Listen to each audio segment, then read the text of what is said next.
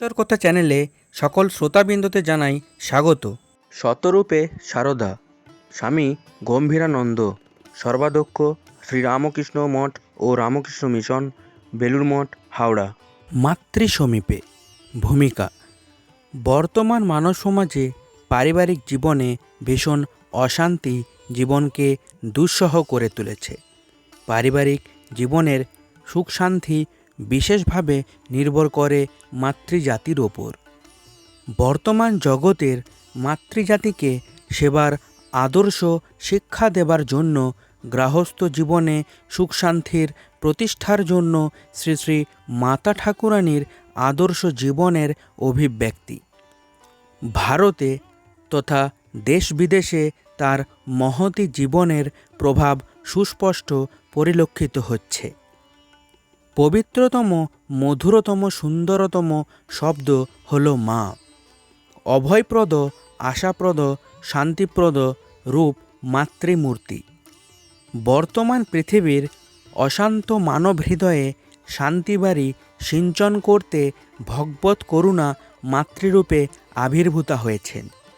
দেখাও যাচ্ছে জাতি ধর্ম সম্প্রদায়ের ভেদ বিবস্বাদ ভুলে পৃথিবীর সকল দেশের নরনারী মাতৃদর্শনে ছুটে আসছে, মাতৃচরণে লুটিয়ে পড়ছে।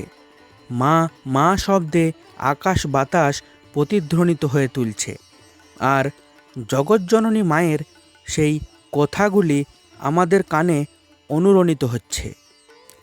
আমি 17 মা, অ17 মা, আমার শরৎ যেমন ছেলে, এই আমজাদও তেমনই ছেলে।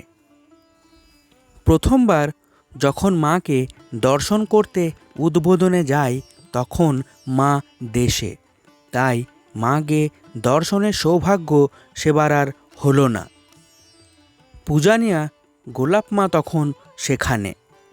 তাকে দর্শন ও প্রণাম করলে তিনি আমরা এত দূর দেশ থেকে কষ্ট করে এসেছি শুনে বিশেষ স্নেহ ও সহানুভূতি দেখাইলেন এবং মায়ের দর্শন হলো না বলে দুঃখ করতে লাগলেন। আমরা তার দর্শনেই আনন্দ প্রকাশ করলে গোলাপ মা হেসে বললেন, মধুরভাবে গুড়ং দদ্দাং। তখন মায়ের সম্বন্ধে বিশেষ কিছু জানতাম না। শুনেছিলাম ঠাকুরের সহধর্মিণী বেঁচে আছেন, তিনি উদ্বোধনে থাকেন, ভক্তরা তাকে দর্শন করেন এবং তিনি কোনো কোনো ভক্তকে দীক্ষাও দিয়ে থাকেন। কিন্তু উদ্বোধনেই গোলাপ মার কথায় বুঝলাম মা কিছু ভিন্ন প্রকৃতির এবং তাকে দর্শন করা খুবই সৌভাগ্যের বিষয়। পরে অবশ্য পূজনীয় শরৎ মহারাজকে বলতে শুনি, মা আর ঠাকুর কি আলাদা? এই উক্তি শোনার পর মাকে দর্শন করার জন্য আমার মনে বিশেষ আগ্রহ জন্মায়। এরপর একবার মায়ের দর্শনে যাব বলে গাড়ি করে হাওড়া স্টেশন পর্যন্ত যাই, কিন্তু যে বন্ধু গাড়িতে তুলে দিতে গিয়েছিল হঠাৎ পড়ে তার একটি হাত ভেঙে যায়। তখন তাকে নিয়েই আবার বাসায় ফিরে আসতে হয়।